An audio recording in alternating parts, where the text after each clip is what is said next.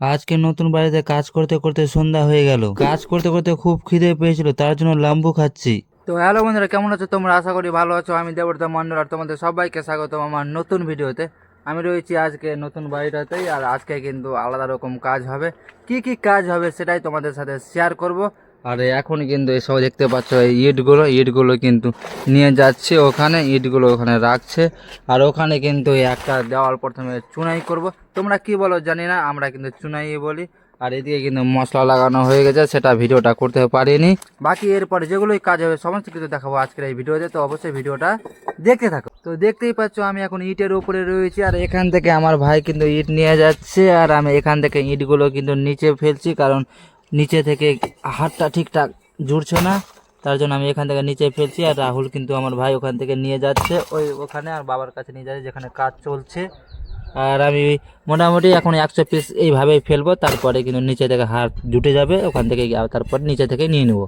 আর আমার ভাই নিয়ে চলে আসছে ইট ওখান থেকে, আর আমি এখান থেকে ইটগুলো আমার বাবাকে ধরিয়ে দিচ্ছি। আর আমরা চুনাইটা কিন্তু বাইরে থেকেই করছি, কারণ এর আগের ঘরগুলো কিন্তু আমরা বাইরে থেকেই করেছি, যেন ভালো হয়, দেখতে ভালো লাগে। আর আমরা কিন্তু এর আগেও তোমাদের দেখিয়েছিলাম ভিডিওগুলোতে কি আমাদের একদম বাড়ির পাশেই রয়েছে ক্ষেত। ক্ষেত বলতে না বন্ধুরা, এটা একটা বাগান ছিল, আমের বাগান। এবার কিন্তু সব ভুট্টা লাগিয়ে দিয়েছে, আর ভুট্টাগুলো বেশ ভালোও হয়েছে। তারপরে কাজ করতে করতে কিন্তু প্রচুর পরিমাণে খিদে পেয়ে গিয়েছিল, এবং আমার ভাই লাম্বু নিয়ে আসলো, আর আমি লাম্বুগুলো খাচ্ছি। আর আমাকে সব থেকে বেশি খিদে পায় মনে হয়, জানি না, আমি কাজ করতে গেলেই কিন্তু আমাকে খিদে পাই খুব। তো আমি লাম্বু খেয়ে নিচ্ছি, আর খেয়ে কিন্তু আবার কাজে লেগে পড়লাম। আর দেখতে পাচ্ছ এই দেওয়ালটা কিন্তু আমাদের কমপ্লিট হয়ে গেল। এরপরে আবার কিন্তু আমাদের উপরে বাঁশ দিয়ে উপরের দেওয়াল করতে হবে। তারপরে আমি আমার ভাইকে দেখি কি খাবার লাগাচ্ছে, কারণ বাড়ি থেকে খাবার নিয়ে এসেছিল আমাদের গ্রামের একটা ছেলে, যার নাম পাপন মণ্ডল। আজকের খাবার কি হয়েছে আমি তোমাদের দেখাচ্ছি। আজকে খাবারে ডাল, ভাত আর রসা রয়েছে।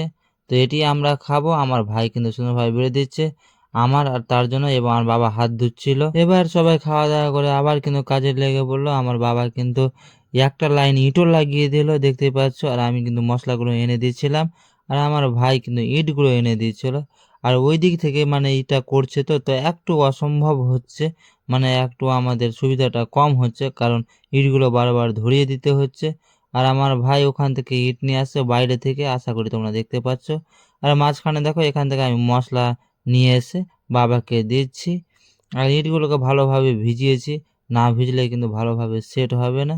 আর আস্তে আস্তে করেই কিন্তু আমরা কাজ করছি, কারণ আমরা সব নিজেরই মানুষজন, তার জন্য কোনো লেবার নেই। তো আমরা আস্তে আস্তে সব কাজগুলো করছি। আর দেখো মাকের ক্ষেতগুলো কত সুন্দর। তারপরে মশলাগুলো লাগিয়ে কিন্তু এটা কিন্তু আবার কলমগুলো ঢালাই করবো বন্ধুরা, কারণ কলমটা যদি এখন ঢালাই না করি তাহলে কিন্তু কালকে আবার চুনাই প্লাস্টার করতে পারবো না।